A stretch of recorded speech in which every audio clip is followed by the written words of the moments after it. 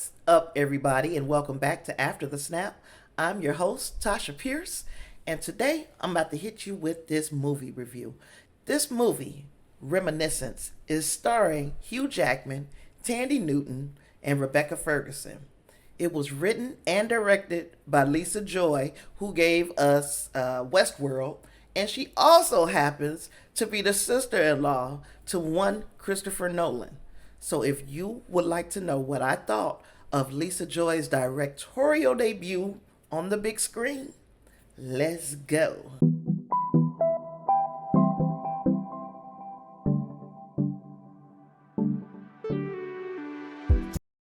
So, set in a dystopian future ravaged by climate change, Reminiscence tells the story of Nick Bannister. And Nick Bannister is played by Hugh Jackman. Now, he and his partner Watts, who was played by Newton, are private investigators who specialize in using a technology that gives them access to an individual's memories. When the mysterious May enters their office, their lives are turned upside down in a mixture of lust, addiction, and deception. Now, the future that this movie depicts shows us Earth's changing climate has led to rising sea levels and extreme temperatures, so all the coastal cities are pretty much underwater. Now, society has become nocturnal because the oppressive temperatures won't allow them to be out in the daytime. So the film's vibe is noir, and I thought that was an interesting choice. And the premise also had me very intrigued. You know, I'm a sucker for a good sci-fi movie, so this had all the elements that I thought I would like. We've got this dystopian future, we've got this new technology that's being used to extract memories, and we have this noir setting.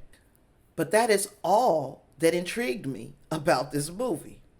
I found that the noir style might have been a cover-up for lazy dialogue.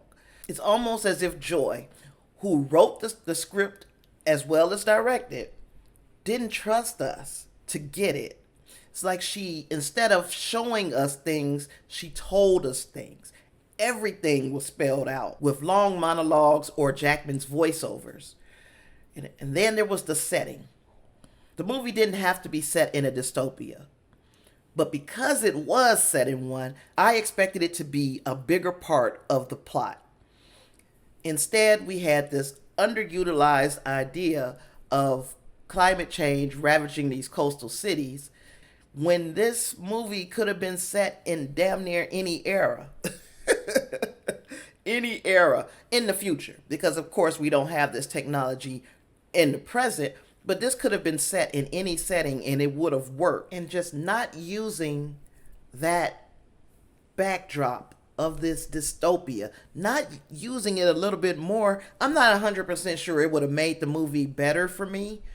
But why show that? Why have it here if there's no payoff? But because they introduced these cities being underwater, I expected it to be just a bigger part of the plot.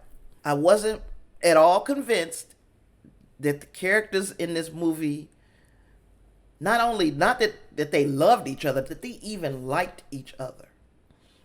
It was emotionless and flat, the delivery of these lines. And I don't know if we're supposed to be taken in by the fact that society had become so dark that this is the way these people interacted in reality.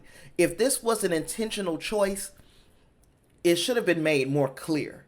Because what it came across as to me is a cast who lacked chemistry and lacked belief in the lines that they were reciting, if you understand what I'm saying.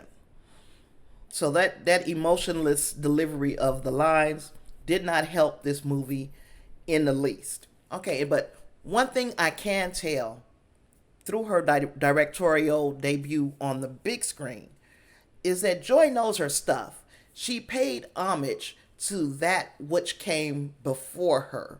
She knows sci-fi and she knows noir.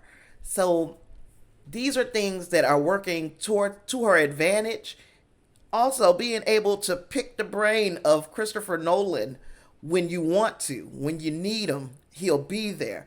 Those are things that are working in her favor because I saw some of the choices that she made that could have worked out had they been executed different. This movie took elements from other sci-fi movies and also from some dark noir films from the past, down to the femme fatale played by Rebecca Ferguson arriving at the private investigator's office wearing a tight red dress. It don't get much more noir than that. Now, there was a lot going on in Reminiscence, like a whole lot. Like a whole lot. And that made this movie turn into a rambling shipwreck of a film. I was going to say train wreck, but because we're underwater, I think it was better shipwreck. It was a shipwreck of a film. And it resorted too much on the voiceovers to move the plot along. Generally, I would love Hugh Jackman in anything. And Tandy Newton was a plus. I'm not as familiar with Rebecca Ferguson, but even she, I'm sure, has come up with better performances than the one that we got out of them in Reminiscence. They weren't enough. Jackman and Newton weren't enough to save this film. I watched it on HBO Max, which to me is sufficient.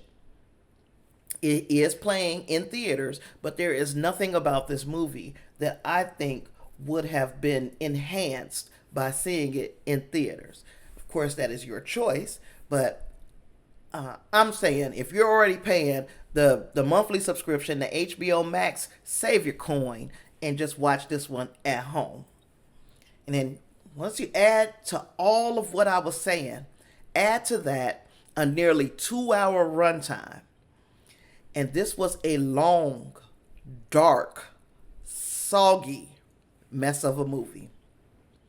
I'm sorry I couldn't come up with a better review for this movie, but it is what it is. I can only work with what's given to me.